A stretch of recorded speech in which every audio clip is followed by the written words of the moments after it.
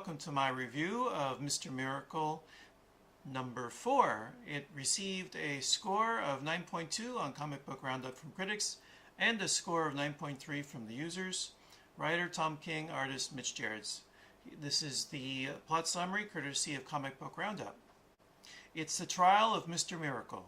Orion and Light Ray are convinced that Scott has become infected with anti-life and is working against them to bring down New Genesis. Scott must succumb to their interrogation and physical challenges to prove he's not what they say he is. But how do you speak truth to people who don't want to believe? And the breakdown of the issue, there were 5 pages before the trial and 17 for the trial. So out of the 22 pages, less than around 20% were not the trial, and the vast majority was just the trial that occurs in the bedroom. And remember, I mentioned, I think it was my last review, the review for issue 3, although it could have been for issue number 2, that one of the interesting things about Mr. Miracle is the way that it's kind of a postmodern deconstruction of court intrigue, a court intrigue story. And that if you imagine the castle where Orion rules as the new Highfather, as the castle of the kingdom, and Mr. Miracle's apartment is an antechamber within the castle, then what we have in this issue is a trial occurring within the antechamber. Only it's reducto ad absurdum, because by taking place in the living room, it makes it all just kind of silly. And the trial gets interrupted by a package arriving at the apartment, and the place where the witnesses sit is so small that they're all cramped together in the sofa. And it just kind of highlights the facile nature of the trial, the weak, thrown together quality of the trial. That it is just a kangaroo court, and the finish, the judgment is already preordained. They're going to find Mr. Miracle guilty, regardless of any objections he should make. And that is also underscored by Orion when he says he's going to be prosecutor, defender, and judge, which is impossible because the conflict of interest would preclude anyone being both prosecutor and defense, and let alone judge of the same trial. Oops, I got a little lost. Cut. As an example of the gotcha questions that Orion asks when he is interrogating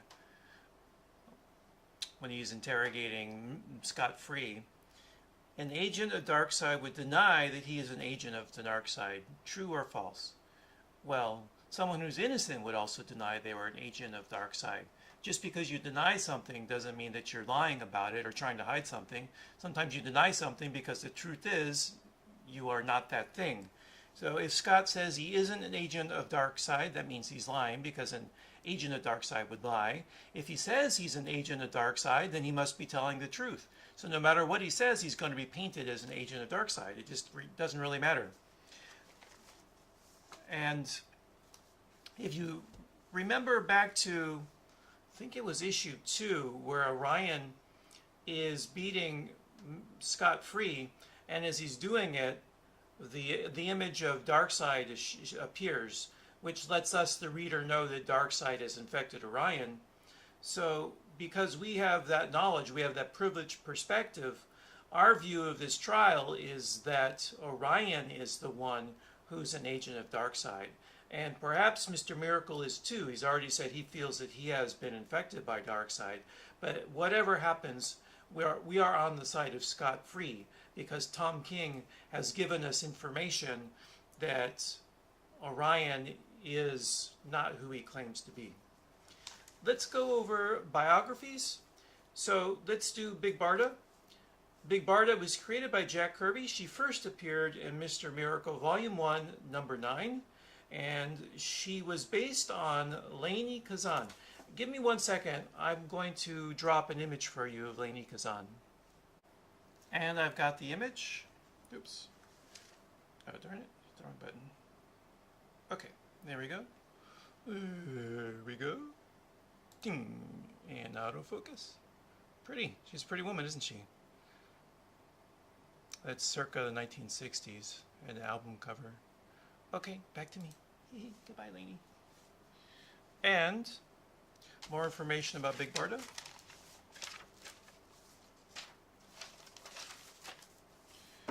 Big Barda was taken from her mother at an early age and trained to be a warrior by Granny Goodness. She was groomed to be the leader of the female Furies, but that plan was scuppered after she met and fell in love with Scott Free. Barda organized an escape party to bust out Scott Free, which Darkseid was aware of. His plan was that Scott Free would escape, and because the exchange of Scott and Orion between New Genesis and Apocalypse was meant to broker peace, if Scott Free escaped and Orion was still on New Genesis, Darkseid was going to use that as the pretext for a war against New Genesis, but that pretext failed. The second character we'll talk about is Lightray. Lightray first appeared in New Gods #1, was created by Jack Kirby. He has solar powers and can fly at the speed of light, hence the name Lightray. He is from New Genesis. He's friends with Orion, and they're kind of yin and yang, because Orion is very warlike, but Lightray would rather solve things through diplomacy instead of combat. And the last thing to talk about is the art. The art in the issue took a backseat to the plotting because it was an interior piece, and almost all of it took place inside of the apartment of Scott and Barda.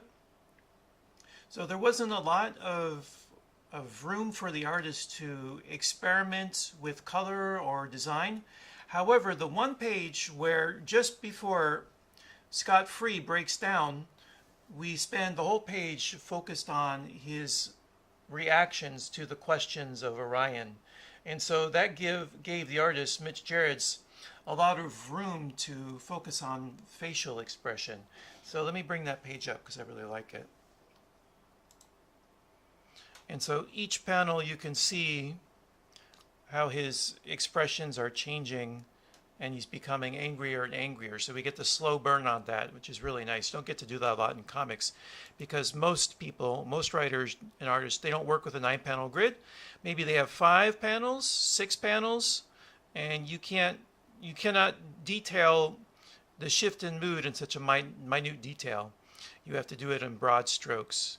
So one panel, he might be placid. Next panel, starting to get angry, and then the third panel, explosion. So you get the 1, 2, the 3-panel setup, 2-panel setup, and then the third panel payoff. It's kind of a typical layout. And then the very ending, I want to point out this motif of the circle because we have the salad, the veggie dip. Saying the veggie dip is the circle, and the action gets broken up at various points as the characters partake of the veggies.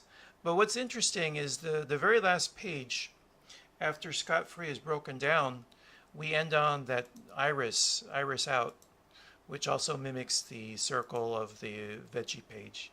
I read this issue, I've read it about 4 times. If I go through it again, I might be able to make more of that circle throughout the issue. But definitely it's highlighted here where the reader, it's quite apparent to the reader. And so that's about all I have for issue #4. Its main key was to advance the story by fulfilling Orion's plot to put Mr. Miracle under his thumb, put him through the screws and try to eliminate him.